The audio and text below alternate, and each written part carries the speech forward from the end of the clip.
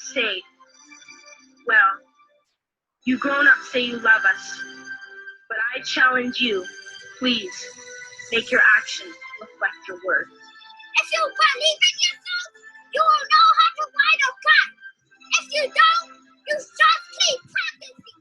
I like my pajamas. I like the stars. I like my rooms. I like my whole house. My whole house is great. I can do anything good. Yeah. I can do anything. I just want everything to be good as possible. Nothing else. You better not give up on us. No, you better not.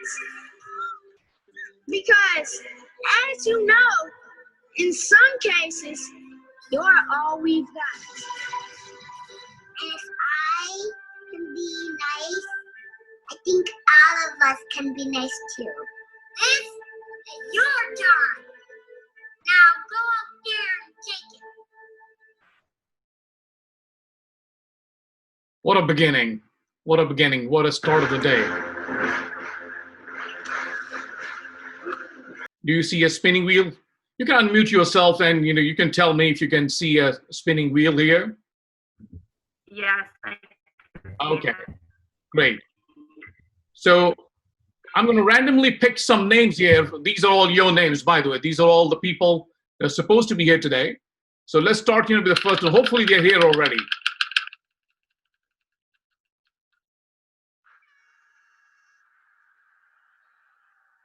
The first name, Suleika. Is Suleika there? Is Suleika there?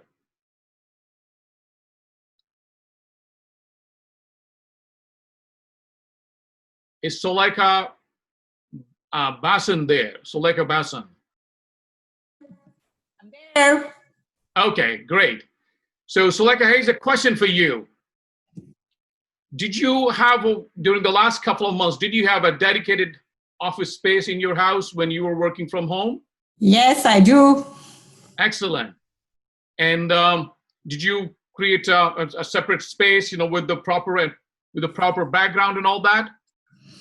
Well, I didn't create a background, but I have an office. Oh, wonderful. Wonderful. Excellent. So we're going to move on to the next question here.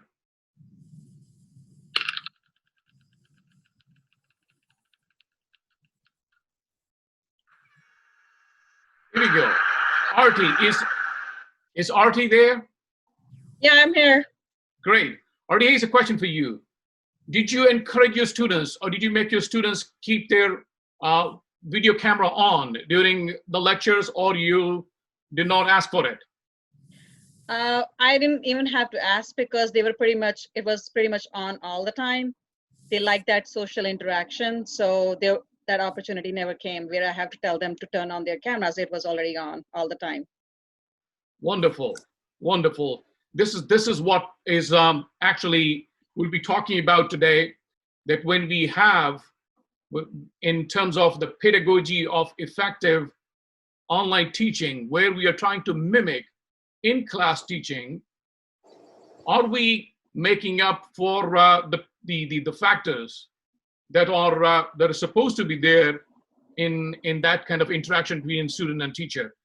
And likewise, in this case, if you have your cameras, although I'm not mandating it to have your cameras on, but because that is one missing element in online teaching, wherein you need to have some kind of a physical interaction, where you need to see gestures, where you need to see the reactions of your students. If you keep your cameras off, I cannot see that part. So I cannot mimic in-class setting if you keep your cameras off. So although, like I said, it's not mandated, but that is one piece which you will find out when you are teaching in class and your students keep their cameras off. You cannot have a two-way interaction. You will only have this, just like a webinar wherein you have a person speaking all the time, but you're not seeing the responses, because the verbal cues, the non-verbal cues, all are part of that effective pedagogy.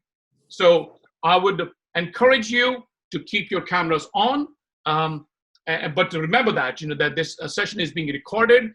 If you're not comfortable, you can keep it off. But remember that when you are in your real classroom and you are speaking to your students, you are expecting them to see you, so that you could have two-way interaction with them. That's what it is. Alrighty. So that's about it. So I'll just stop here and recap for those of you who weren't here last time. I'm going to recap just a little bit of what we did last time. Very briefly, it shouldn't take that long. So we talked about basically the effective pedagogy, and where we found out that there are 5 types of student interaction in the student interactions in classroom setting, in the real classroom setting, and we are trying to mimic those 5 types of interactions. The first type of interaction is the student and teacher interaction. This is where we talked about that the students asking teachers questions, teachers asking students questions, the verbal, non-verbal cues, all those kind of things are part of the student-teacher interaction. Explanatory questions, wherein we are clarifying questions, these are all part of student-teacher interactions. Then we have the student-student interactions. And I think you and some of you in your upper grades, if you're teaching upper grades, you have what they call the class rankings and all that. That is part of student-teacher interaction. Student-student interaction, because students are competing with each other. These grades that you have, A's, B's, and C's, these are part of student-student interaction. Where if a student finds out a student has an A and I have an A minus, there is a built-in sense of competing with that, and that is a student-student interaction. Then you have the small group interactions, which are also part of the student-student interactions. So all of these interactions that are there in a real classroom, on site, we're trying to mimic those interactions online, and we're trying to find out technologies that allow us to mimic those kind of interactions in a virtual environment. Then today we're going to start talking about the student technology interaction. This is where that part the actual tools of technology come in, wherein not only the students have to be competent enough or comfortable enough in using technology, the teacher also has to be master enough of those tools of technology. If the student is faltering somewhere or is having difficulty in getting the best out of that student and technology interaction, the teacher could jump in. Then we have the student and content interaction.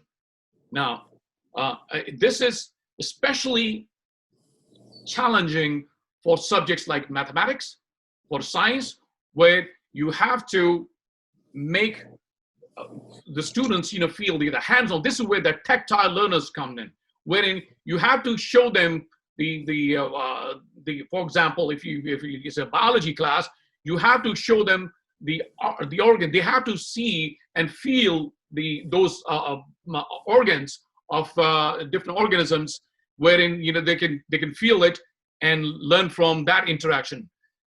It's easier for text-based subjects like English, social studies, where we have a lot of content not only online in forms of blogs, articles, websites. You also have the PDFs, and we'll actually solve that problem of how to deal with the student work on the PDF assignments. And I think some of you did it already, but we'll also trying to find out for those who are not comfortable in dealing with PDF content, how to make students do effective work with PDF worksheets. And then finally, the teacher technology interaction. How comfortable you are in using Peer Deck, how comfortable you are in using Nearpod, how comfortable you are in creating video lectures, how comfortable you are in creating like say add puzzles or quizzes and all that. So I have one final question, and I need one volunteer here. can someone tell me how well they did with video lectures? When I'm saying video lecture, I'm talking about recorded video lectures. Any experience with recorded video lectures? And I need just one volunteer who can share their experience with me.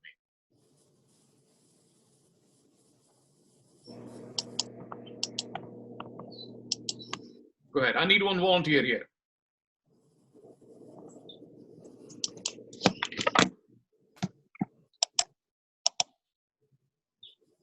None? All right. So I think I can go back to my spinning wheel and let spinning wheel do the task for us.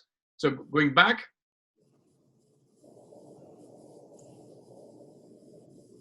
There we go. I'm going to name it from here, and you're going to tell me what has been your experience.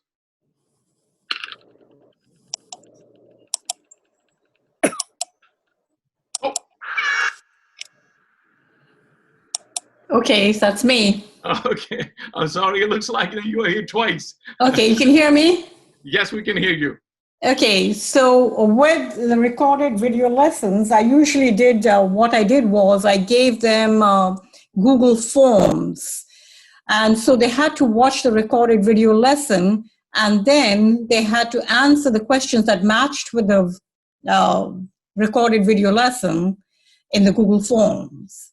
And they did pretty good. And I did the Google Forms because I wanted to make sure that everybody watched the recorded video lesson, and that I was getting a feedback onto, how they were understanding. So are we, when we say video, recorded video lessons, are you talking about screen capture, or you're talking about the actual where you are part of the video lesson, just like, I am now right now? So recorded video lessons, I used some that came from Khan Academy. I did a couple of my own, and then with every recorded video lesson, I did match a Google form with it. Okay, great. I think here what you're saying, that these are online recorded lessons, and yes. Okay. So in fact, what we will practice over the next couple of days. We'll also practice recording our own lessons, and also what we see on the website. Sometimes you have to explain when you are explaining, let's say, an equation on the computer. You are able to underline it. You are able to highlight it, and the students can see that as a recorded, like you are capturing the screen itself. So that's what we'll talk about. So thank you for sharing your experience, Suleika. All right, so okay, so now we're going to move on to today's topic, which is the student-technology interaction.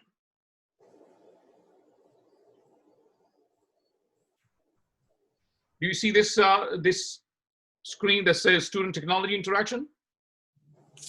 Yes. Okay, Yes. Great. So these are some of the examples of student-technology interaction. The students searching for content on the internet. When you ask them to research some topic, or when you ask them to read some article, or they are trying to find some kind of question that you give them. They are trying to find the answer to those questions online. What has not been used much, and I'll show you the example of how far technology has come lately, is using VR, the virtual reality 3D simulations, for those very subjects which I mentioned earlier, for science, for biology, for engineering.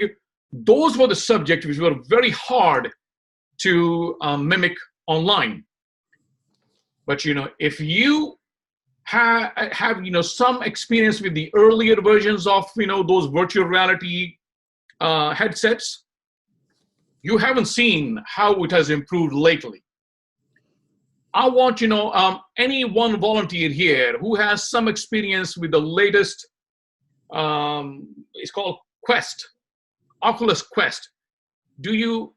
Is there anybody who has some experience with Oculus Quest in this group? I'm telling you, you ain't seen nothing yet. If you haven't had an experience with that, you ain't seen nothing yet. This has come that far. I have used it. I wanted to bring it to you, but that we have a competition of our right on the Oculus Quest in our house, and the dads would have to lose when the boys take over. So the boy took over, and he has it right now. He will bring it, and I'll share it with you. Hopefully, when we meet next time, I'll be able to share with you what it can do. First of all, it's not making you woozy. The old headset would make you woozy if you keep it on for some time. It is very lifelike. When you have these newer technologies on, you are just like you're walking around, and again, you can walk around in your own room without bumping into your furniture, and still you can walk around just like you were walking in a park, or you are taking them on taking your students to a museum. So these are the investments, and it's not expensive. I mean, it is expensive, but it's not prohibitively expensive. I think it starts from about $400 or $500, something like that, $400. Of this Quest thingy, but it's worth it. I'm telling you, I've experienced this for education, and I've experienced this for workout at home also. It's not just work at home; it's a workout at home also. I played golf, in my living room, and pretty much you start sweating. This is how effective this thing is, and without getting woozy. So if you haven't tried it, I want you to now please give your previous experience with VR another try using the newer technology, and you will see how different that thing is. The students, now another example of technology is when the students are taking assessments, online assessments, like Suleika said, that she has been using Google Forms for formative assessments, I think mostly for formative assessments. And students are recording their own live presentations, whether they are in the form of Screencastify or they're in the form of their live recordings.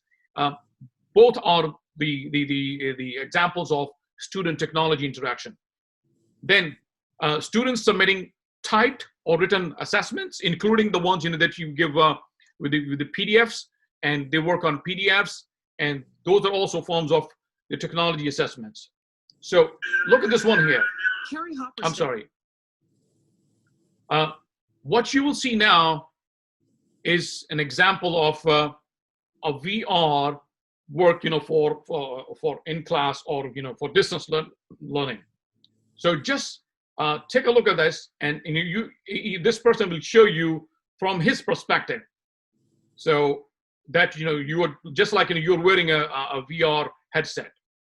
Watch this. Dad's 3 sons are home today.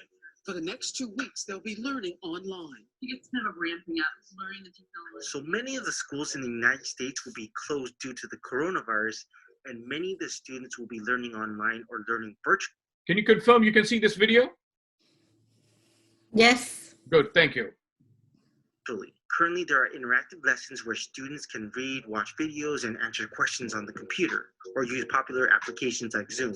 But what if we take this a bit further? What if we take education into virtual reality that makes it a lot more engaging and immersive for students, so they can develop an even deeper understanding of a particular topic? I'm going to show you guys how we have that capability now. So currently, I'm speaking to you guys in the virtual room. There's no one here, but we can invite anyone to join as long as the user has a VR or a virtual reality headset like the Oculus Quest. All the viewers or the participants in the classroom can also interact with each other like they were in a real-world classroom setting. And by the way, you really do feel like you're physically here even if it's virtual. Okay, this is how it works. I'm using an application called Engage. First thing I'm going to do is I'm going to go ahead and create a virtual screen similar to a projection screen or a computer monitor behind me where I can present my PowerPoint presentation, just like how I would do in real life. And this PowerPoint presentation happens to be in my Dropbox that I'm going to pull from. Here we go. Okay, now it's up on the screen and I can go ahead and present my topic on dinosaurs to my audience, just like they were sitting in a classroom or a conference setting. I can even bring up a video on dinosaurs through YouTube, just like this. And you know what? I can actually transport the viewers onto an island where I think it's actually more appropriate for this topic. Give me a second. Check this out, not too bad, right? And here I still have my screen in the middle of an island. And again, I could present this content on this island. It doesn't have to be a traditional classroom, but I'm going to add another dimension to this. I'm going to create a dinosaur just like this, right in the middle of the island, where the students can now see a dinosaur as if it was right in front of them. Now you can place it anywhere on the island. You can even make it bigger or smaller. It's really up to you. And you can just place it on the ground and the viewers can really take a closer look at this dinosaur. Here, let me add another dinosaur like the Brontosaurus. Again, I can make it bigger or smaller. And I'll just place it right here. And then just for fun, I'll add one more. I'll add a Velociraptor.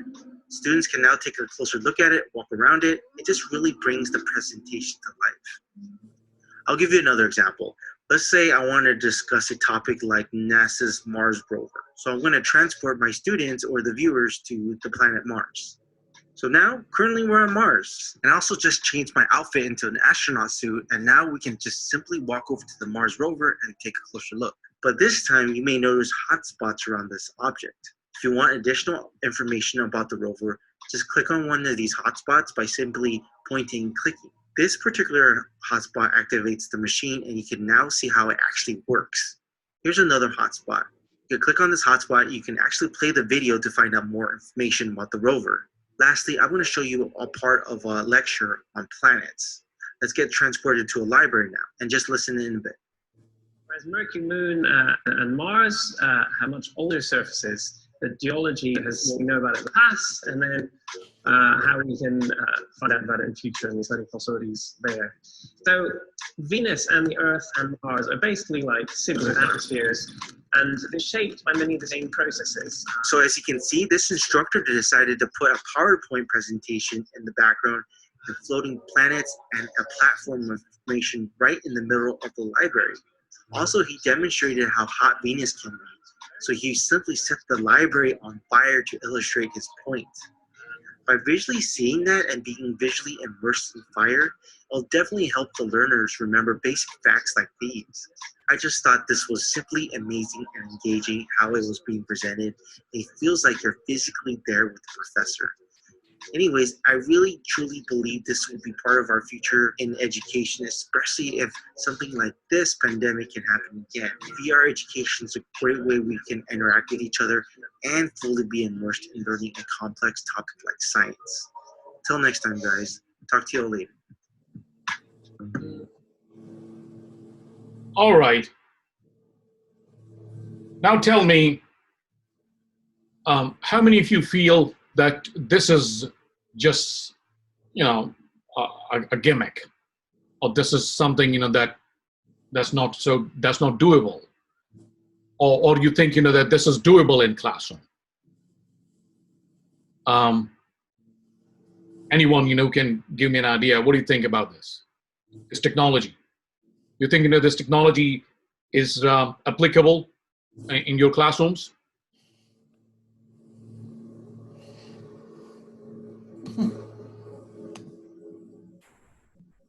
Let's say I'll pick up Laura.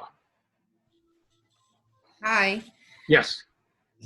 So I think that there are many benefits to that because you're giving them an experience, obviously, that they, can't have, like the one we just saw. But, thinking of it cost-wise and being able to have the materials, with all of those, pushed to the side, I definitely see how using something like this can be beneficial. And definitely just to gauge their attention, like get them hooked and interested in something, and be able to hold their attention for a while.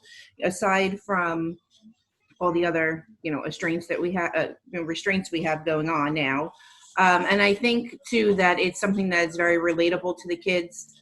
I have a stepson who's going to be a sophomore, and this is his life using video and everything like that. So, if there was some way to incorporate this into his instruction, I think he would really like that. Great. Eric, what do you think? So I think that it's great, especially if you can bring kids in museums and other planets, and if we have the money for this technology.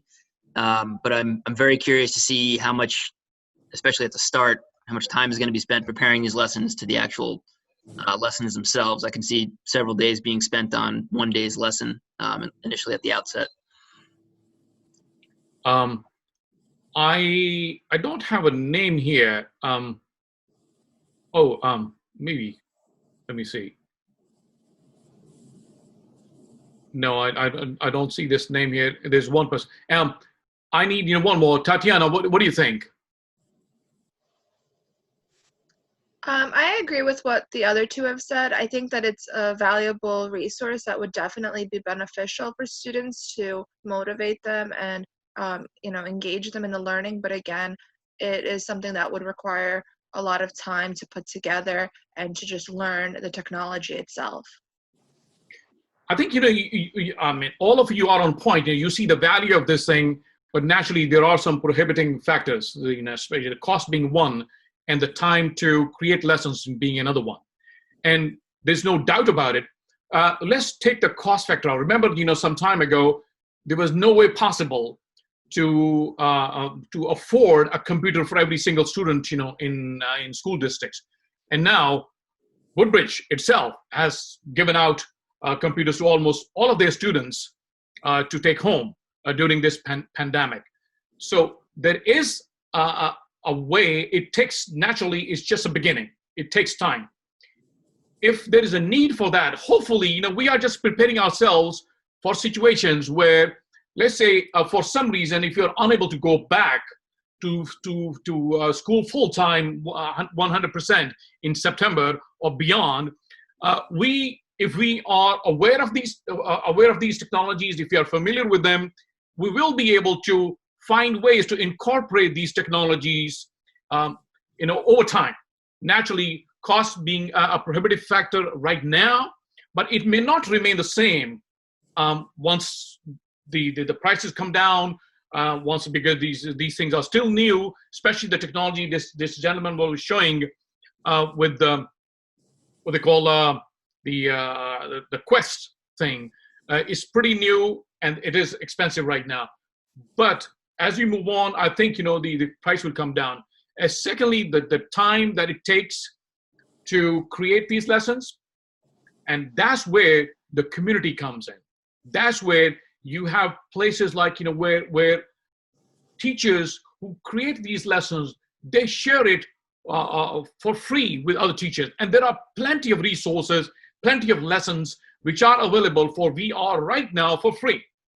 So it's not that you have to create every single lesson from scratch. There are lessons which are already there for you, and all you need to do is just adopt it or modify a little bit and use it for yourself. But if you take it to the next level, yes, then you can create your own lessons with the resources from various platforms, incorporate them together and use it. But the bottom line was just to show you that the technology is there now, which will make it much more meaningful in terms of the student engagement, just like the one that we expected in class. Because the biggest concern has been the students were not engaged during the last couple of months. And at the same time, remember that all of them got the best grades possible. So we have to bridge that gap between meaningful learning and the grades they are getting. And I'm assuming in most cases, there's a disparity between the two. Alrighty. So here is the next step. Please, open up another tab and go to joinpd.com. So you have two tabs now. Open up another browser tab and go to, I'll type it here too in the chat box.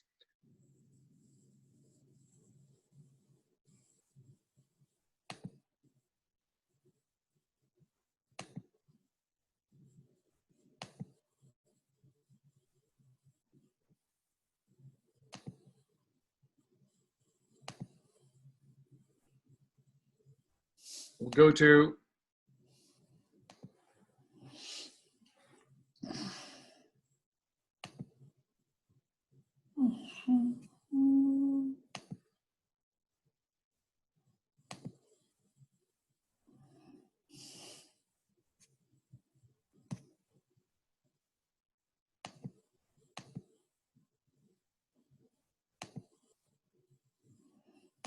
just like we did the other day, joinpd.com. I'm sorry, join PD.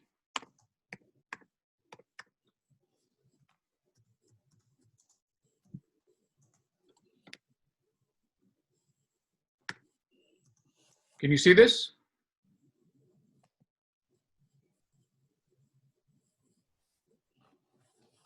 And enter the code YWFLV.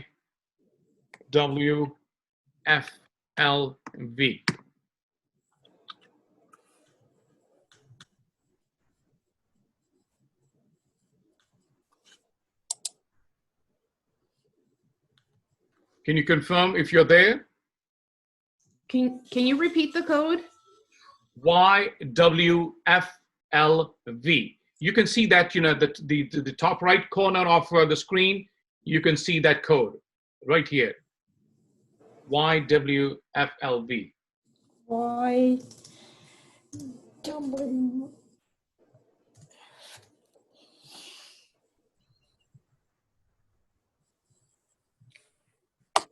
I can't see the, can you repeat the code for me, please? Okay, I'll do that.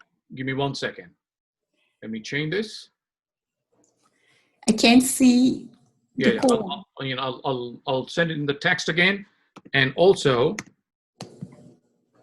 okay, YWFL.com. And the code is YWFLV. I sent in the chat, and also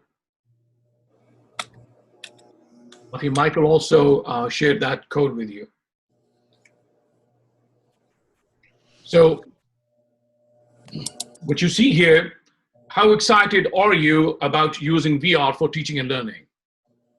So you have up and down somewhere in the middle, wherever you feel like you are, just drag that icon, that little dot at the bottom, and place it, wherever you want to place it.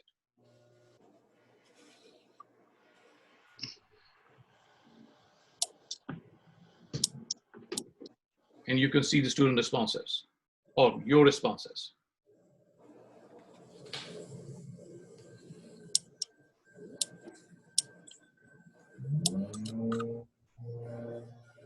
Yeah, looks like, that there is some ambivalence in terms of where to use and how to use. And I think all these questions are causing this ambivalence. I see one for sure is saying no. Can you explain your reservations? This person.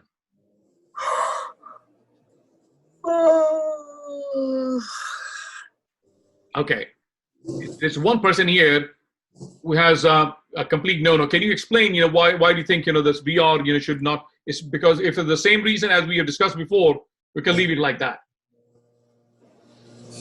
I just think that at this point, I just see it getting in the way of what we really should be doing, which is teaching. Because there's the time that it takes for me to make something like this happen, to me, it gets in the way of what we really should be doing, which is teaching our students. And you basically, I mean, that's what we are trying to find out, that if at all, for some reason, we are unable to be in class 100% of the time, how can you be doing that teaching that you just mentioned in the absence of that physical interaction? What can replace that hands-on tactile learner for tactile learners? What can replace, what technology or what teaching can replace that feel of holding an organ in his hand or an equipment in the hand? How can you replace that in the absence of this technology? I do understand it, and I think it has certain applications, but I'm just not sure how I could use this in language arts. Oh, naturally for language arts, when you talk about language arts, we're talking about, your first person accounts, where you are taking students, on field trips, because we can't take them on field trips for some reason. So the VR technology is transporting them in a virtual world to those places, where you want to take them. For example, if you want to take them to a museum to appreciate art, if you want to take them to the Globe Theatre in London, just to see where Shakespeare played, and all those, these are just the additions to teaching. Right. I teach struggling readers. How could I use this with struggling readers? In struggling reader, in fact, I think probably that's a little more meaningful, because you are not only giving them the text, you're also giving them the visuals. So, you are reinforcing the text with the visuals and images of giving them the environment also. I understand what you're saying, but I'm teaching them how to read. They're getting skills that they should have gotten like in, second grade, kindergarten, first grade. That's what I'm teaching them how to do. I'm teaching them how to read. That's my job. Oh, okay. That's great. And naturally, there is a challenge in that. And if it's not saying this is a panacea for all of your problems here, but this is just an additional tool that can support, if it's available. Naturally, we have to cross over that bridge of the cost that we just mentioned. So I'm not saying this will be the 100% solution to your struggling reader problems, but this has its place to giving them some kind of a context for readers. Okay. All right, so now we're going to move on. There we go. So these are all the responses here.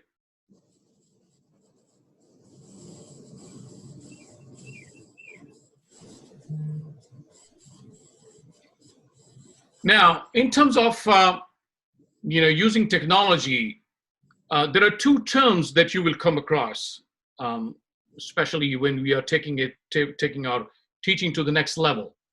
First of all, remember that what I'm teaching here is not for the basic, someone who doesn't have a basic understanding of technology. It's not for them. This is an advanced level workshop. So the assumption is that some of you are familiar with the basics of Google Classrooms and all that. That's why I'm not going into that. I'm taking it to the next level. This is the learning of this, what we call 21st century learning, wherein these tools, if you're not using today, you'll be using it tomorrow. So somehow these tools, will be imposed on us for one reason or the other. So these two terms that you feel here, that you come across, one is being gamification, and the other one is game-based learning.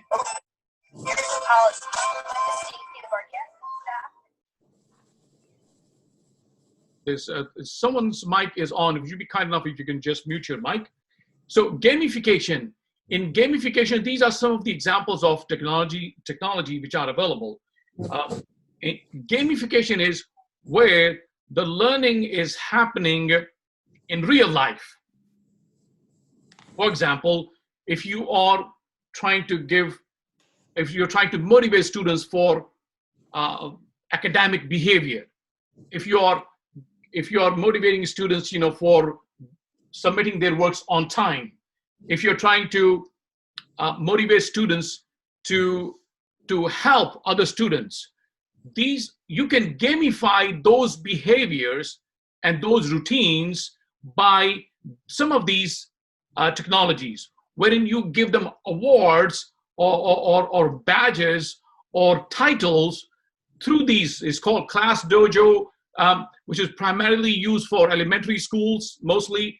Classcraft is what you can use for the secondary school learners. This is where you assign them a certain avatar or an icon or a kind of a character which they adopt early on, and throughout the year they add those powers, those tools, or different kind of these ammunitions to their own characters, and that's how they develop the traits of that avatar in real life. Chore wars. This is what they did for this you can use even at home. You are giving your children certain incentives based on the chores they perform, and the same thing can be used for different clubs in schools. If you are in charge of some club that you're running, you can give them these kind of rewards for certain assignments that you give them for your clubs. So these are all the examples of gamifying real life activities or performances. On the other hand, the game-based learnings are the games like quizzes, like Kahoot, like Quizlet. These are all, and vocabulary.com for language arts learners, these are all the game-based activities that you can give to your students, and they can not only see the instant feedback from the teacher or from the program itself, they can also, because now more and more of these technologies are very engaging. And I can show you, I think one thing I have not mentioned in here, Edpuzzle, which is my new favorite, wherein you can convert any YouTube video into a formative assessment. You take a YouTube video and it stops in every couple of minutes, wherever you want to strategically, you want to stop there, and students answer certain questions. And I see Kathy has responded to her experience with Edpuzzle. Kathy, I want you to share your experience with Edpuzzle. I think, like you were saying before, Edpuzzle gave my kids visual to go along with words, so that they were more engaged. In addition, because I could stop the video at certain points, I could make sure that they were understanding certain points. It also gives you the option of doing a voiceover, which I never got into, if I wanted to explain something more. I think the only thing, again, for my kids the only difficulty was them reading the questions that went along with the video. If they had a component in there where the questions could be read to the students, that would make it even more effective. You mean the audio? No, it stopped at a certain point, and I asked them a question about what was said. They might have trouble reading the question to answer the question. Okay. If I could ask you, I'm now upping the ante here, Kathy, can you do me a favor? Because if you're at your computer, can you share one of your Edpuzzle lessons, with all of us, so that the others could see what we were talking about? If I could fly? Okay, we'll see. If I can remember all my login information. Yeah.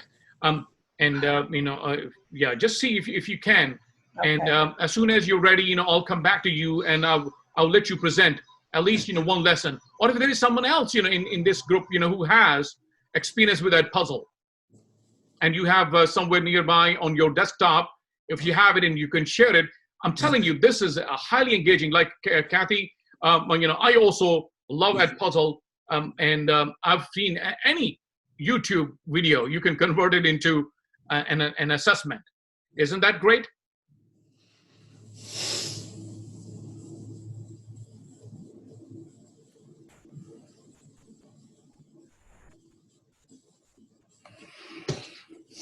All right. So while Kathy is searching for that lesson, I'm going to move on and I'm going to show you something else. Here, these are the types of assessments, different types of assessments. You have, for example, in Bloom's taxonomy, you can create these kinds of online assessments. You can create multiple choice, like using Google Forms and all that for comprehension. You can use simulations, animations, tutorials, and all that kind of stuff. And if you are creating a lesson, which is for analysis or synthesis level of comprehension, you can create different portfolios, projects, and presentations using Google-based applications. And then you have the other favorites, Kahoot, quizzes, and I believe Kahoot was probably the most favorite of all, generated a lot of student engagement. I'm a great fan of Kahoot. You can be as creative as possible, that especially if you are creating your own lessons, this could be very engaging, very interactive, even online. And in fact, if there is any experience with Kahoot that you have used online, I think Michael said that GimKit better than Kahoot. I'm not familiar with GimKit. Can you explain, Michael, what it is? And if you have a sample of that, you can share it with us. Sure. GimKit is very similar to Kahoot. Supposedly, I was told a high school student was playing Kahoot in school and said, I can improve the system. And basically, everyone has their own computer. You put on the screen 15 minutes, and the students answer the questions on their screen, just like they would do in Kahoot. But it's timed. So they earn $1, let's say, or $3 for every single question that they answer correct. Now, they can spend those dollars for multipliers. They can spend it for different things, for backgrounds. And it was more of a 15-minute competition on getting those students to be able to get the highest score. And I would do that very often on reviews. So instead of doing a Kahoot review, we're doing a GimKit review. My only biggest difficulty is I was teaching a self-contained class, and I had 4 students who literally could not read the questions that were given. And we had to sit there as teachers and my para reading those questions off those screens. So Kahoot works really good, works better with a self-contained class, but when we're talking about a science general ed class, we used GimKit. Now I could try demonstrating it, but then everyone would have to play on their own screen, and I'd put a code up there. But there's limitations on the app for the free version, and it's a question, is the school district ever going to pay for the full version, or any of the teachers paying for the full version? Because I believe you can only have up to 4 quizzes on the system at once on the free version. So does it have simulations too? Extremely. On my personal, if I was a student, on my personal screen on the top, it would give me the question, and I'd have 4 different options instead of doing Kahoot, where you put the question up on the big screen. So when you're doing that as a Zoom class, you could do 15 minutes of Zoom, sit there and have them do it, and they compete against one another. They see who's in first place. Some of the kids really get driven. I want to make $10 million. That's my benchmark in 15 minutes. And sometimes you put some benefit. In class, I gave out lollipops to the top 3 kids. But that's where you can use the GimKit over the Kahoot. But I definitely suggest every teacher try GimKit once. It's very similar to Kahoot, but the kids are much more involved, and they get through a lot more questions and a lot more review quicker than they do for Kahoot. And the questions will repeat. So if you're trying to give them a bank of 20, 30 questions, they can go through 30 questions easily twice in 10 minutes. Or you can do Kahoot the old way. Great. Brittany, I think also has some experience with GimKit. What can you add, Brittany, to this? I was just saying that there's a way that you can download, let's say a Google Sheet, and the students can upload the question and 3 incorrect answers and 1 correct answer into this Google Sheet. And then from that Google Sheet, you can upload it right into GimKit. So the students can kind of be involved in what they're being essentially tested on, or like what you're reviewing. So I actually did a project with my math class, and one of the options was to create a review game, and the group chose to create a game kit. But what's cool about it is it doesn't matter how many questions you put into the game kit. You can put 10 questions or you can put 100 questions. What you're deciding as the person who's leading the game is how long you're going to play the game for. So if you have only 10 questions and you choose to play for 10 minutes, the kids are constantly getting exposure to the same questions over and over and over again, versus if you have 100 questions and you're only playing for 2 minutes, they might not see all of the questions at once. So I kind of like that. It kind of goes at your own pace. And what Michael was saying, the kids earn money, quote unquote points, money, and they can trade in the points to like slow down another player to give them an advantage. So I feel like it's kind of like strategy is involved in playing the game as well, as opposed to just Kahoot, where you're just trying to get the right answer the fastest and everyone's seeing the same answer at the same or the same question at the same time. Game kit is similar to quizzes in the sense of like you don't necessarily know who's working on what question, but you can kind of see where everyone is. Actually, I apologize. I don't think you can see where everyone is, but you can see where you are at one point. So if you'd be kind enough, if it's possible, first of all, to just in this chat box, if you can, just enter the link to GameKit, for others to download or whatever they want, or to access it if it's browser based. So if you can, just send a link to that, and also if it's possible to, share if you have a sample lesson somewhere that you used, that'll be great help. And so that they can unfortunately, I can't share the lesson because the students created it, so the student has access to it. Okay. But if you're a Woodbridge teacher, I know Joe Vitale did a professional development on this over I think maybe in April or May.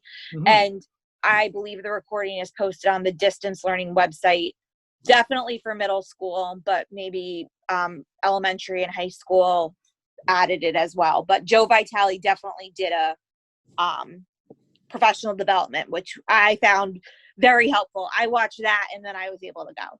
Great. Thank you very much. You're welcome. Thank you for sharing all of that. This is something, see, we always learn something new.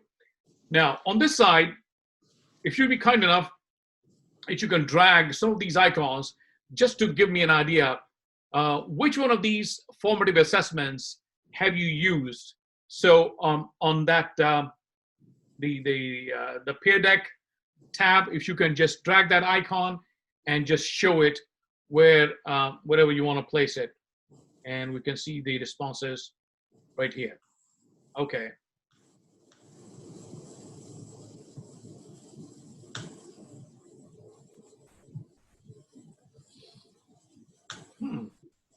I see someone using clickers too. Yes, I am. Oh, great. Can you, Sue, can you share your experience with clickers with us? Well, I've had a very good experience with clickers. I've been using them since 2013, I think. And it helps me to review concepts with my class. And, I teach chemistry. So when they get the wrong answer, or we actually ask one of the kids to go up to the board and explain why the answer is wrong and which is why the correct answer is correct. So they'll actually go and solve it on the board. Okay. And they work in groups. So it's like student-student interaction. A lot of that, and so it's a really good review before the test. Now, is there an online version also that you have used while teaching from home? No, I haven't used any online version like Socrates or anything. I haven't used that. But okay. So it looks like you have used quite a variety. If I'm looking at the responses, you guys didn't have used all of that. Oh, and I see one of you has used Nearpod. That's one of my favorites. By the way, we're going to have a full session on Nearpod alone. So today is the last day for Peer Deck. Tomorrow, we're going to, dive into the new platform, Nearpod, which is also highly, highly interactive. Who has answered Nearpod? Can I see the name? I've used Nearpod too. Oh, you use Nearpod? Is that your answer, that we see here, or someone No, else? I didn't mark it, but I've used it. I Okay. used it. I've who's been that? using, it's me. Artie? Yes. Oh, great. And thank you for turning your camera on too. I have been using it from, I think, maybe 6-7 months before Okay. the actual pandemic start. Okay. And I like this platform because you can incorporate so many things. So you can have the video, you can have the quizzes, you can have the gamification, the VR, you name it, and they have it. And then I think the best part was, because I teach 3rd grade, the kids loved the time to climb. It was a quiz based on how they are, competing with each other and how quickly they can reach the top of the hill or mountain. Mm. So that was some of the ideas. Yeah, they loved about it. And did you use the free version or use the premium No, version? I had the district because I was given a training in October through the district. So that's when I started. And I actually created my own lessons because I feel like science was something that my kids were not interested at all. So I started using it with my science lessons and bringing in a lot of, field trips into it. And they loved science from that day onwards.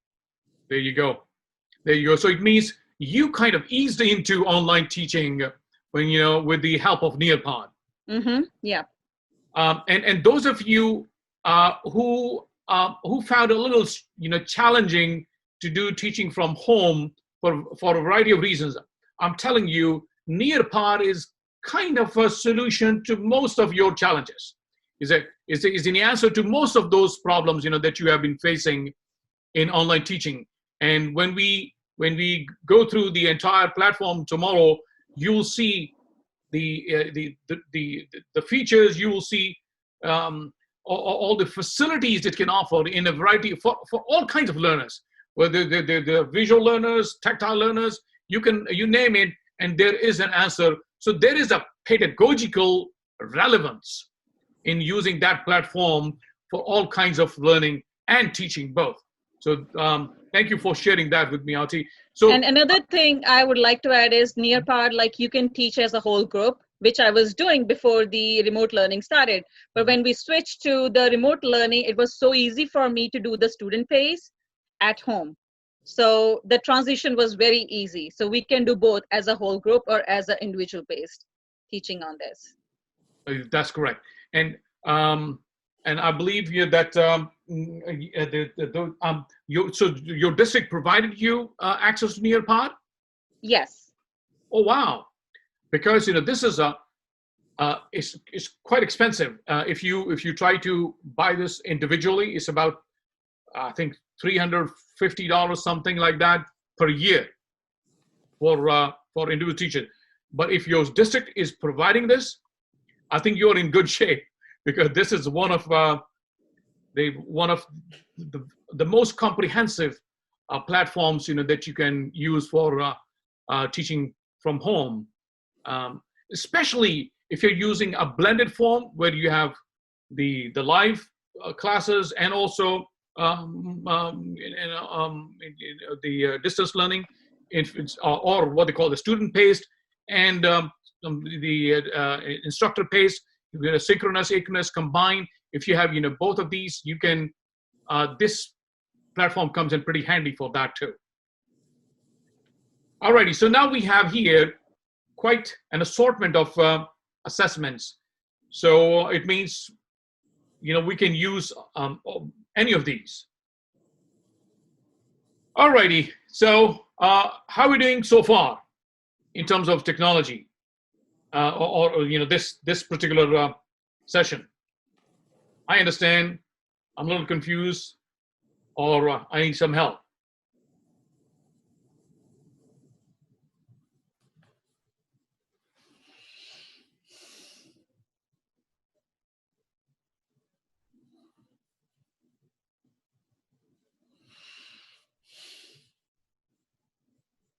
Well, there we go. So I think, we got, most of these responses, so we are in good shape.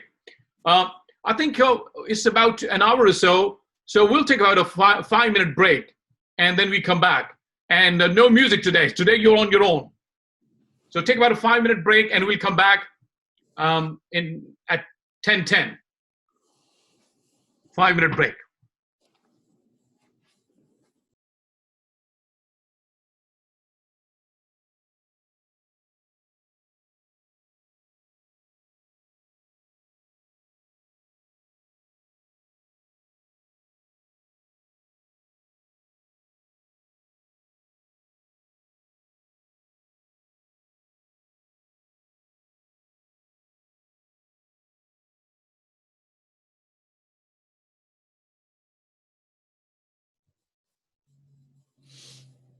Alrighty, so here we are.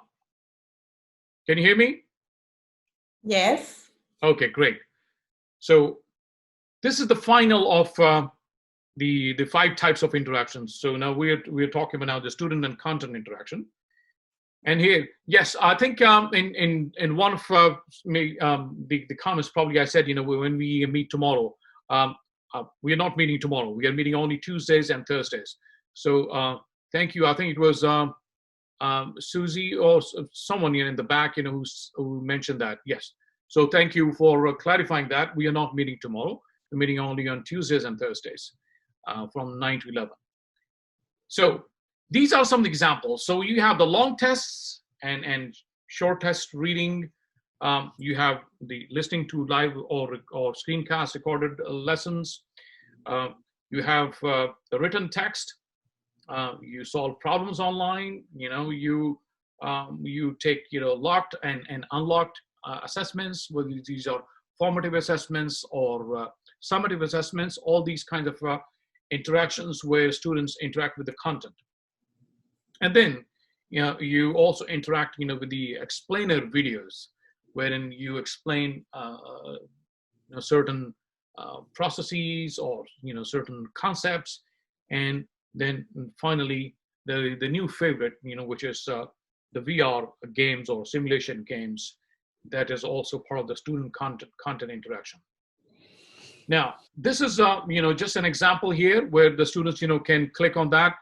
Can you click on that, and you should be able to go to that website. So using this, you can actually go to that website straight away as a student. I just want to confirm if you're able to click on this article. Can you confirm if you're able to click on this article?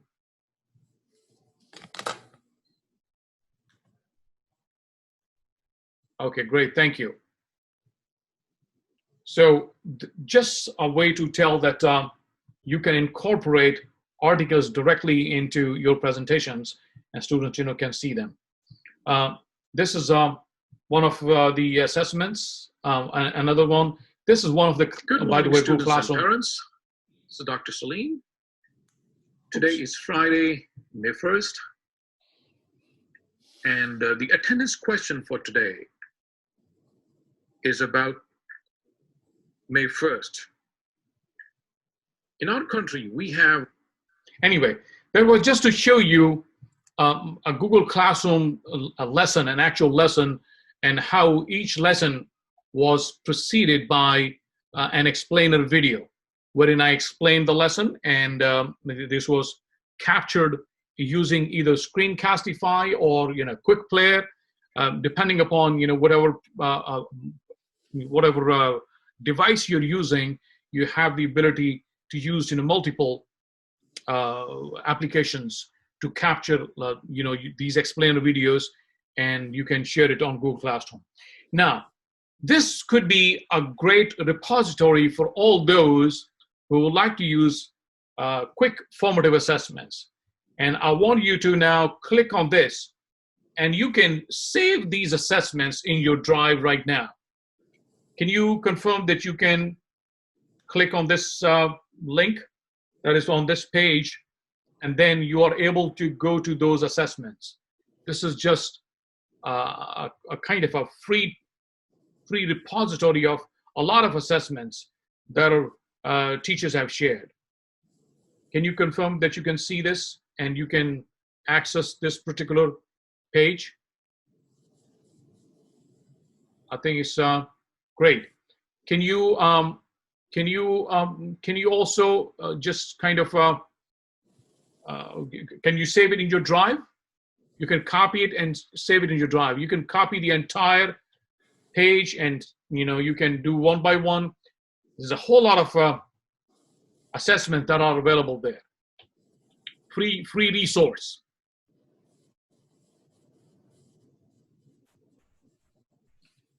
Browse some of these assessments, and you realize there's a lot of free assessment that has that are there on this page.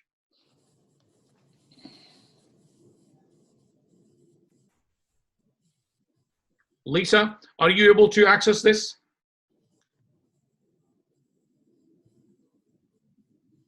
Lisa. Yeah, I got it. Thank you. No, I'm talking about Lisa Lubarsky.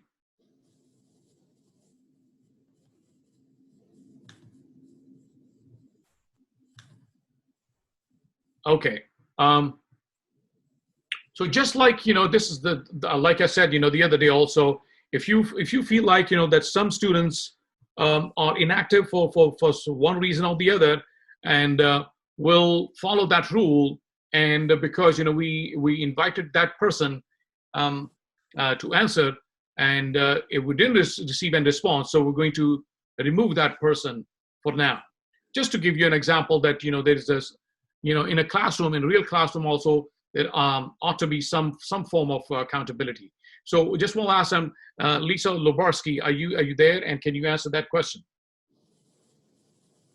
So probably not, so I'm going to remove that. There we go.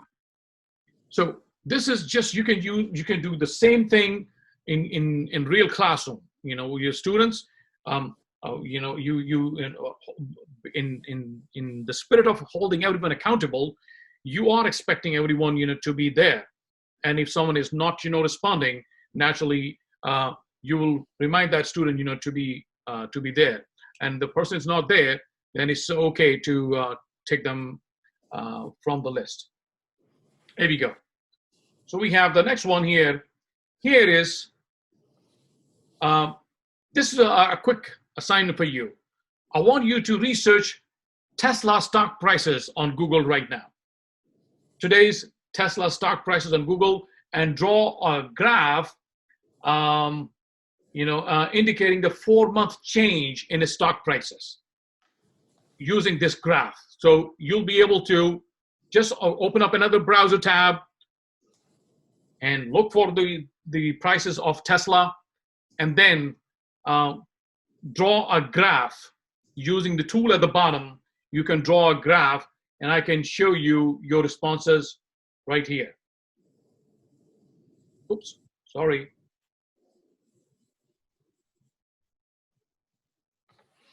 Okay. So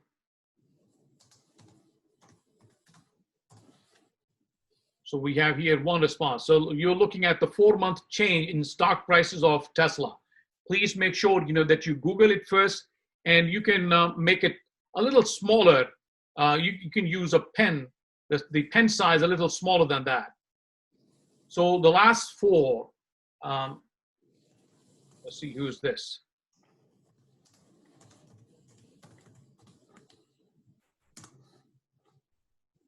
That's me. Oh, okay. Oh, wow. It's coming, from all the way from minus. It's going up. Okay. Well, it was, Yeah, I see this was hypothetical, probably. Who is this? This one. The pink one's mine. Oh, okay. Great. There's some dips looking at Google. Oh, okay. This looks like, this is real.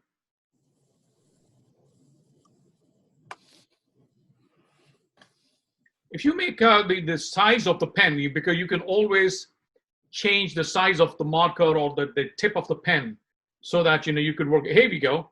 Here's another example here. This is the right size, so you can see corresponding to the actual size of the graph. This looks like over the last 4 months, the price is like that. So what is the actual price today?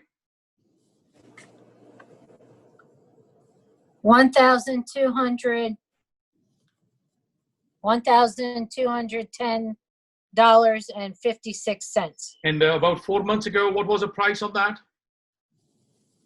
Oh, in March, it was like below 500 or right around 500. Oh, wow. We have come pretty far in the last couple of months. Yeah, it's a 91.7 today. That's great. So the purpose of this exercise is just to tell that, these are the possibilities for, let's say, for science or for math teachers, that you can ask students, create these kind of graphs, which are not possible before. So, but if you use this, you can do a lot using this kind of technology. So, can we move on?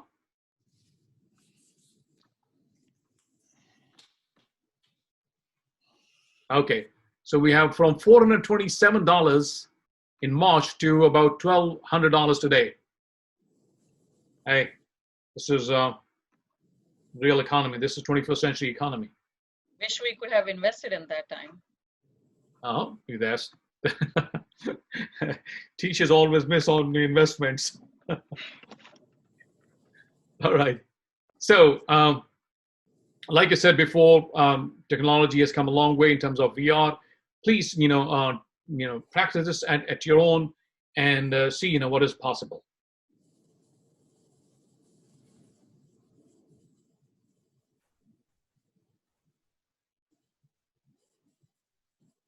So we are not taking any break right now. We are moving straight into teacher technology. These are the example of now teaching teacher technology interaction. This is why we are here. We are here to match the pedagogy of teaching with the tools of technology. So it's not, just plug in anything and hope, that's going to work. Each student, you are aware that, how your students are learning. Like someone mentioned earlier, she has struggling readers in a class, and struggling readers learn differently from someone who is a fluent reader. So what technology is going to address the challenges of a struggling reader as against a fluent reader? So you have to match the pedagogy.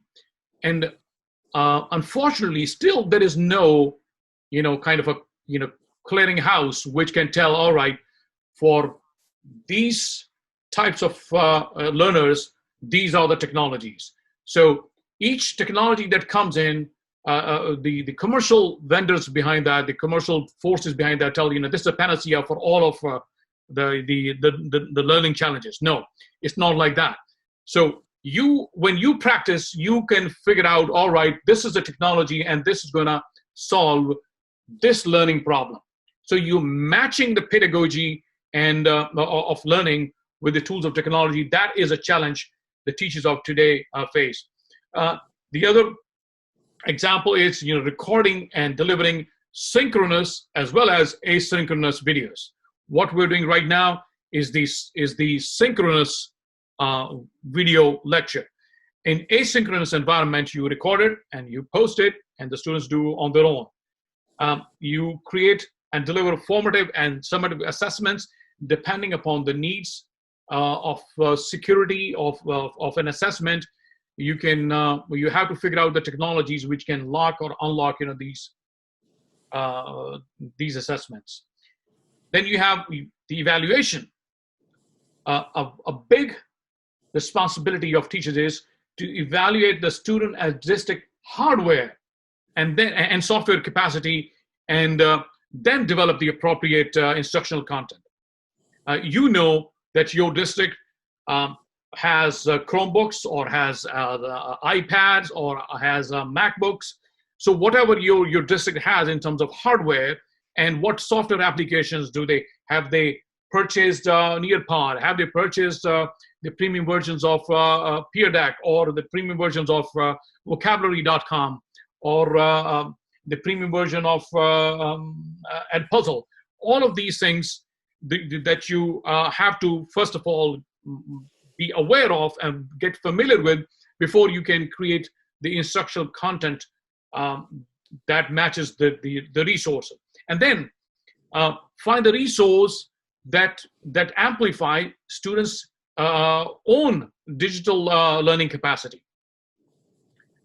When we talk about digital learning capacity, we're talking about the resources which will amplify or support learning, as against sending students into mindless browsing. So that is the task of an effective online teacher. And finally, applying the gamification and the virtual reality, augmented reality features to these digital resources to give your students a wholesome experience, as against just a linear experience, in one way. So how are we doing so far?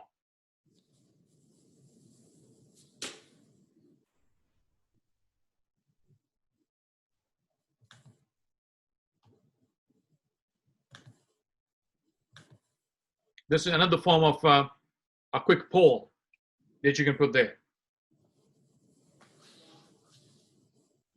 And a few more responses.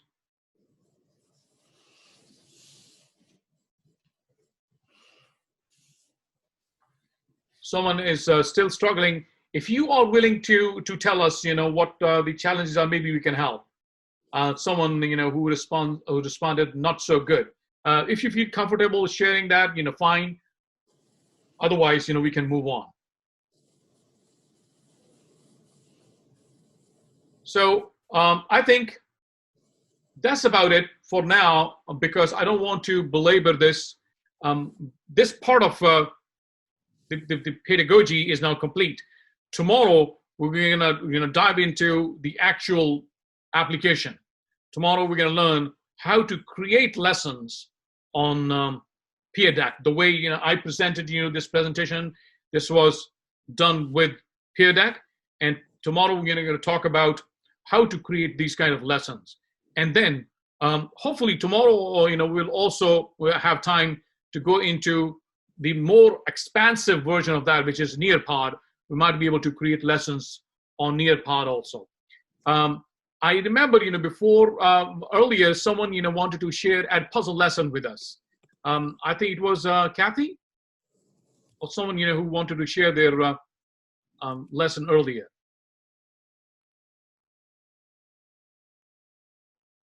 That's fine.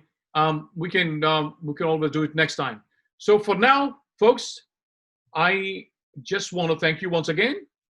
So all set for next time. And forgive me if I said tomorrow again, because I do have a class, to teach tomorrow. So sometime it might get a little confusing. So what I mean by tomorrow in your case is Tuesday.